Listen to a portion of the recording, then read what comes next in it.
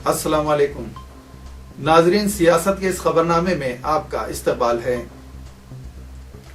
खबरनामे का आगाज करते हैं अहम सुर्खियों के साथ। नोबेल इनाम याफ्ता अमर्त्य सेन ने कहा कि नरेंद्र मोदी वजीर आजम के ओहदे के लिए नाकाबिल कबूल।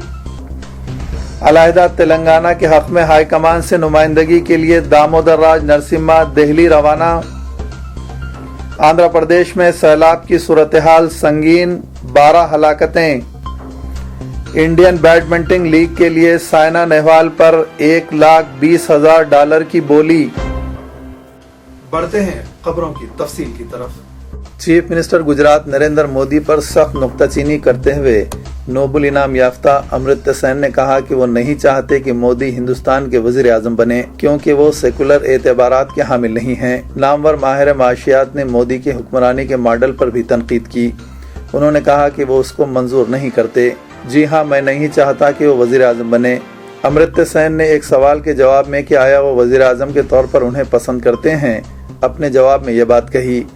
एक हिंदुस्तानी शहरी के तौर पर मैं नहीं चाहता कि मोदी मेरे वजीर आजम हों। उन्होंने कहा कि मोदी ने खातिर ख्वाह इक़दामात नहीं किए हैं कि अक़लियतें अपने आप को महफूज समझ सकें। ये पूछने पर कि वो ऐसा क्यों नहीं चाहते, अमर्त्य सेन ने कहा कि उन्हें पहले ज़्यादा सेकुलर होना चाहिए था और अक़लियती तबके को ज़्यादा महफूज बनाना चाहिए था। नहीं, मैं उसको मंजूर नहीं करता। मैं नहीं समझता कि उनका रिकॉर्ड इंतहाई अच्छा है। मैं समझता हूँ कि गैर महफूज महसूस करने के सिलसिले में मैं अक़लियत का एक रुकन होना नहीं चाहता। हम हिंदुस्तानी एक ऐसी सूरत हाल नहीं चाहते जहाँ अक़लियत अपने आप को गैर महफूज समझे और जायज़ तौर पर यह सोचें कि 2002 में उनके खिलाफ एक मुनज़्ज़म तशद्दुद बर्पा किया गया था। मैं समझता हूँ कि यह खौफनाक रिकॉर्ड है और मैं नहीं सोचता कि हिंदुस्तानी वज़ीर आज़म एक हिंदुस्तानी शहरी के तौर पर इस किस्म के रिकॉर्ड का हामिल हो। अमर्त्य सेन ने कहा कि गुजरात में फिजिकल इंफ्रास्ट्रक्चर अच्छा हो सकता है, लेकिन मोदी ने अक़लियतों या अक्सरियत के लिए खातिर ख्वाह इक़दामात नहीं किए।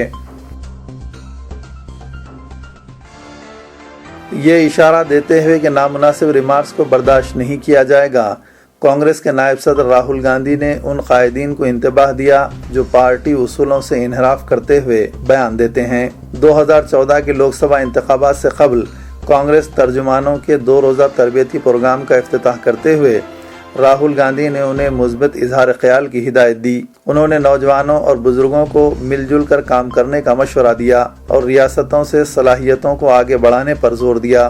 प्रोग्राम में रियासतों के पार्टी तर्जुमानों के अलावा यूथ कांग्रेस और NSUI के नुमाइंदे भी शरीक हैं। वज़ीर इत्तलात और नशरियात मनीष तिवारी शुरका को इस बात की तरबियत देंगे कि एक मौसर बहस या कॉन्फ्रेंस की तैयारी कैसे की जाए। राहुल गांधी ने अपने खिताब में कहा कि तर्जुमानों और पैनल के अरकान को अपने शख्सी ख्यालात हो सकते हैं, लेकिन पार्टी तर्जुमान की हैसियत से उन्हें पार्टी हुदूद का लिहाज रखना चाहिए। पार्टी के नजरियात से हम तजावुज़ न करें। अगर कोई ऐसा करेगा तो उसे नोटिस जारी की जाएगी और उसके खिलाफ कार्रवाई की जाएगी। राहुल गांधी का इंतबाह एक ऐसे वक्त सामने आया है जबकि party general secretary Shakeel Ahmad और पार्टी के रुकन पार्लियामेंट रशीद मसूद ने गुजरात फसादात को इंडियन मुजाहिदीन के जन्म का सबब बताया है। रियासती हुकूमत ने कहा है कि गुज़िश्ता 3-4 दिन से रियासत भर में शदीद बारिश के नतीजे में अब तक 12 अमवात वाक़ हुई हैं और महलूकीन के अफराद ख़ानदान को 2 लाख रुपये एक्स ग्रेशिया अदा करने का ऐलान किया गया है। वज़ीर माल एन रघुवीर रेड्डी ने इस बात का इंकशाफ किया और बताया कि चीफ मिनिस्टर किरण कुमार रेड्डी ने ज़िला कलेक्टर के साथ जायज़ा इजलास मुनक़िद किया और हालात से आगाही हासिल की। उन्होंने बताया कि अजला खम्मम, आदिलाबाद, वरंगल, मशरक़ी और मगरबी गोदावरी में सूरत हाल अभी भी संगीन बनी हुई है।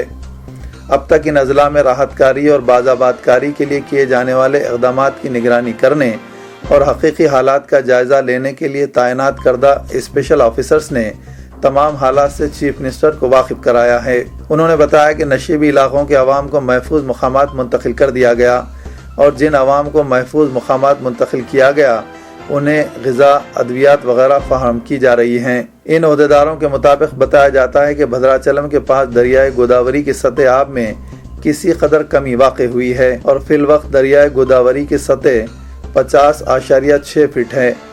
خلیج بنگال میں ہوا کے دباؤ میں کمی کے باعث ریاست میں مزید 48 گھنٹے زبردست بارش ہونے کے امکانات پائے جاتے ہیں۔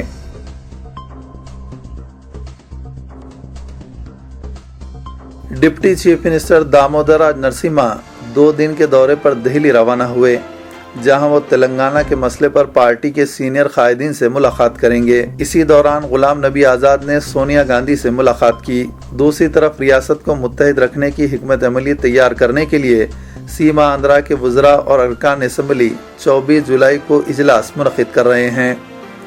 باوثوق ذرائع سے پتہ چلا ہے کہ چیف منسٹر اور صدر پردیش کانگریس نے کور کمیٹی کے سامنے ریاست کو متحد رکھنے کے لیے جو رپورٹ پیش کی تھی، بند کمرے کے اجلاس کی رپورٹ میڈیا کو افشا کرنے پر ہائی کمان ناراض ہے۔ ڈپٹی چیف منسٹر 11 صفحات پر مشتمل متبادل رپورٹ کانگریس کور کمیٹی کے ارکان سے رجوع کریں گے۔ دہلی میں اپنے 2 دن کے قیام کے دوران وہ کانگریس کے سینئر قائدین سے ملاقات کرتے ہوئے جلد از جلد علیحدہ تلنگانہ ریاست تشکیل دینے کی نمائندگی کریں گے۔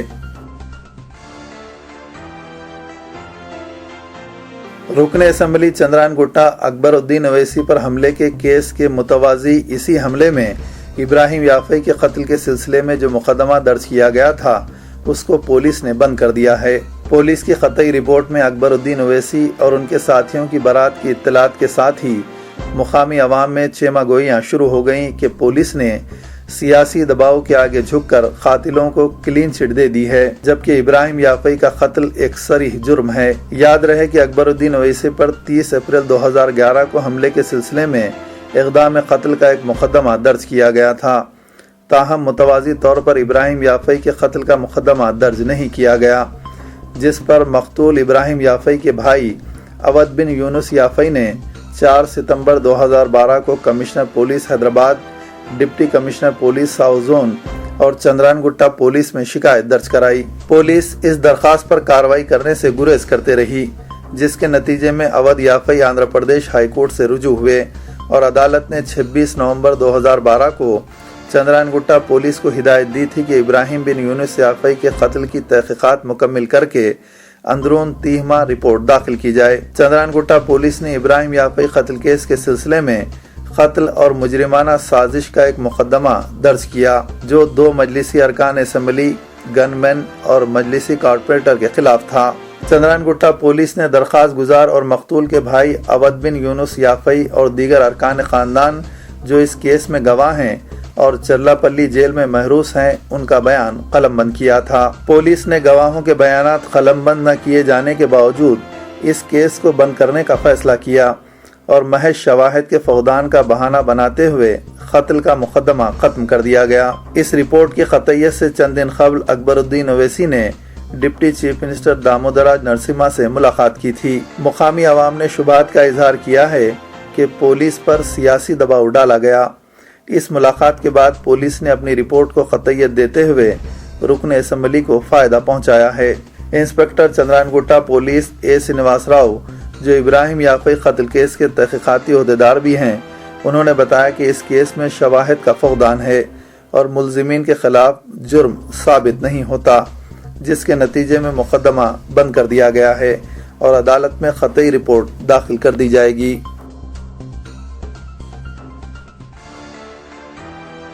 اقلیتی طلبہ کو اسکالرشپ کے حصول میں دشواریوں کو پیش نظر رکھتے ہوئے ریاستی اقلیتی کمیشن نے بینکرز اور عہدیداروں کے ساتھ ایک ورکشاپ منعقد کیا، جس میں مختلف سماجی تنظیموں کے نمائندوں کے علاوہ عوام کی کثیر تعداد نے شرکت کی۔ ورکشاپ کے انعقاد کا مقصد اسکالرشپ کے حصول کے بارے میں طلبہ میں شعور بیدار کرنا اور ان کی مشکلات سے بینکرز کو واقف کرانا تھا۔ آندھرا بینک اور اسٹیٹ بینک آف انڈیا کے اعلیٰ عہدیداروں نے طلبہ کو یقین دلایا کہ ان کے بینکوں میں صفر بیلنس کی بنیاد پر اکاؤنٹس کھولنے میں کوئی دشواری نہیں ہوگی۔ انہوں نے اقلیتی طلبہ کو تعلیمی قرض کی فراہمی اور غریب اقلیتی خاندانوں کو چھوٹے کاروبار کے لیے قرض کی اجرائی سے متعلق موجود اسکیمات سے واقف کرایا۔ صدر نشین ریاستی اقلیتی کمیشن عابد رسول خان کی صدارت میں منعقدہ اس ورکشاپ میں آندھرا بینک کے general manager K V Kannan, state bank of Hyderabad کے general manager Venkat Raman, district revenue officer Rahimuddin کے علاوہ مینیجنگ ایڈیٹر روزنامہ سیاست جناب ظہیر الدین علی خان اور سابق صدر نشین اقلیتی کمیشن جناب یوسف قریشی نے شرکت کی۔ حیرت کی بات تو یہ تھی کہ اقلیتی اسکالرشپ سے متعلق اس ورکشاپ میں اقلیتی فائنانس کارپوریشن کے کسی عہدیدار نے شرکت نہیں کی۔ ورکشاپ میں شریک طلباء اور ان کے سرپرستوں نے شکایت کی کہ بینکوں کی جانب سے صفر بیلنس پر اکاؤنٹ کھولنے سے انکار کیا جا رہا ہے۔ بینکرز نے وضاحت کی کہ سافٹ ویئر کی خرابی کے سبب بعض برانچز میں مسائل پیدا ہوئے ہیں، تاہم انہیں دور کر لیا جائے گا۔ سی پی آئی ایم کے جنرل سیکرٹری پرکاش کرت نے کہا ہے کہ اگر سماجوادی پارٹی اچھا مظاہرہ کرتی ہے تو 2014 کے لوک سبھا انتخابات میں پارٹی کے صدر ملائم سنگھ یادو وزیر اعظم کے امیدوار کی حیثیت سے ابھر سکتے ہیں۔ پرکاش کرت نے کہا کہ سماجوادی پارٹی مجوزہ انتخابات میں فیصلہ کن رول ادا کرے گی۔ ملائم سنگھ نے اس سے پہلے ہمارے ساتھ کام کیا تھا اور اگر ان کی پارٹی انتخابات میں مضبوط موقف حاصل کرتی ہے تو وہ وزیر اعظم کے عہدے کے امیدوار ہو سکتے ہیں۔ پرکاش کرت نے دعویٰ کیا کہ بائیں بازو جماعتیں انتخابات میں اپنے ارکان پارلیمنٹ کی تعداد میں اضافہ کریں گی اور انہیں غیر کانگریس اور غیر بی جے پی حکومت کی تشکیل کا امکان نظر آ رہا ہے، کیونکہ یو پی اے اور این ڈی اے دونوں کمزور ہو گئے ہیں۔ کانگریس نے مبینہ دہشت گرد تنظیم انڈین مجاہدین کے قیام کو 2002 کے گجرات فسادات سے جوڑنے سے متعلق party general secretary Shakeel Ahmed اور پارٹی رکن پارلیمنٹ رشید مسعود کے ریمارک سے بے تعلقی کا اظہار کیا ہے۔ پارٹی کی ترجمان رینوکا چودھری نے ایک پریس کانفرنس میں اس بارے میں پوچھے گئے سوال کا جواب دیتے ہوئے کہا کہ یہ پارٹی کا خیال نہیں ہے۔ شکیل احمد نے اس مسئلے پر ٹویٹر پر تبصرہ کرتے ہوئے کہا تھا کہ گجرات فسادات نے انڈین مجاہدین کو جنم دیا ہے۔ بعد میں پارٹی کے رکن پارلیمنٹ رشید مسعود نے بھی اسی طرح کا خیال ظاہر کیا۔ رینوکا چودھری سے جب اس بارے میں پوچھا گیا تو انہوں نے اس خیال کو مسترد کر دیا، تاہم نریندر مودی حکومت پر وار کرتے ہوئے کہا کہ جس طرح گجرات میں ایک مخصوص طبقے کو نشانہ بنایا گیا، ایسی مثال ملک میں کہیں اور نہیں ملتی۔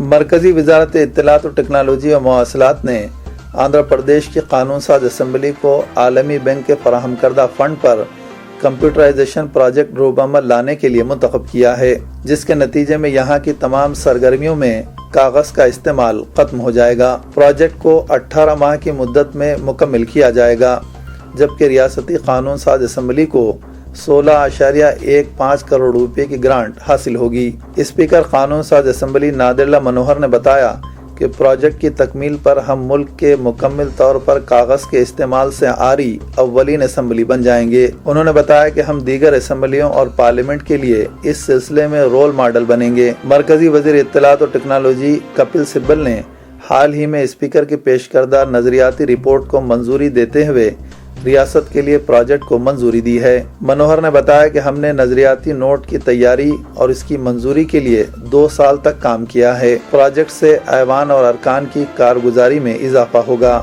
اور شفافیت کو فروغ حاصل ہوگا۔ اس پروجیکٹ کو 30 ملازمین پر مشتمل مخصوص آئی ٹی شعبہ روبعمل لائے گا، جسے اچھی حکمرانی کے لیے مرکزی فنی امداد حاصل رہے گی۔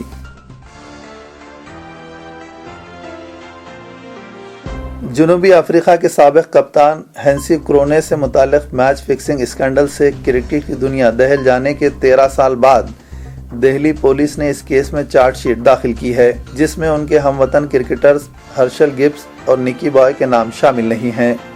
ہینسی کرونے، جن کی ان کے ملک میں کنگز کمیشن آف انکوائری نے سرزنش کی تھی، ان کا نام شامل کیا گیا ہے، لیکن ان کی موت کے باعث ان کے خلاف کوئی کارروائی نہیں ہوگی۔ دہلی پولیس کی کرائم برانچ نے ہینسی کرونے، سندیپ چاولہ، راکیش کالرا، منموہن کھتار، سنیل دار عرف بٹو اور کشن کمار، جو ٹی سیریز کے مقتول بانی گلشن کمار کے بھائی ہیں، ان کے نام اس کیس کے ملزمین کی حیثیت سے شامل کیے ہیں اور ان کے خلاف تعزیرات ہند کے تحت مجرمانہ سازش اور دھوکہ دہی کے الزامات لگائے گئے۔ پولیس نے 93 صفحات کی اپنی چارج شیٹ میں کہا کہ ہینسی کرونے کے خلاف کارروائی نہیں ہوگی، جن کی 2002 میں ایک ہوائی حادثے میں موت ہو گئی، جبکہ دیگر 5 ملزمین کو اس کیس میں مقدمے کا سامنا کرنے کے لیے طلب کیا جائے گا۔ ہرشل گبس نے میچ فکسنگ اسکینڈل کی تحقیقات کے لیے جنوبی افریقہ میں تشکیل شدہ کنگز کمیشن آف انکوائری کے سامنے اعتراف کیا تھا کہ انہیں ہینسی کرونے نے خراب مظاہرے کے لیے رقم کی پیشکش کی تھی۔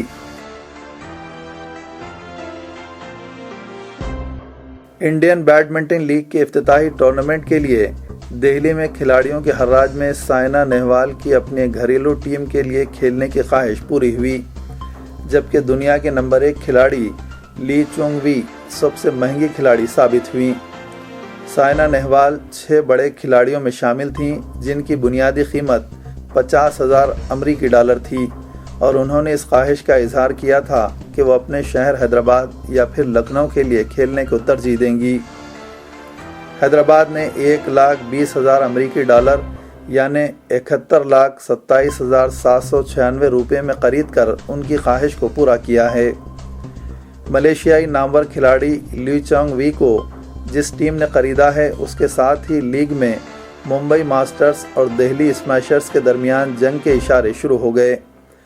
मुंबई की टीम, जिसमें क्रिकेट के अफसानवी खिलाड़ी सुनील गावस्कर भी मालिकीन के कंसोर्शियम में शामिल हैं, सबसे बड़ा बैनुल-अक़वामी इनाम अपने टीम के लिए जीत लिया, जिसके लिए 80,19,032 रुपये की बोली दी गई।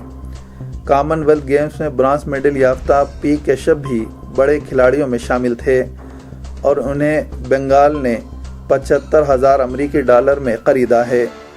उभरती हुई खिलाड़ी पीवी संधू को लखनऊ वॉरियर्स ने $80,000 अमरीकी की बोली देकर खरीद लिया, जो हिंदुस्तानी करेंसी में तकरीबन 47,52,667 रुपये होते हैं। खबरनामे के इख्तिताम की दीजिए इजाज़त। खुदा हाफिज़।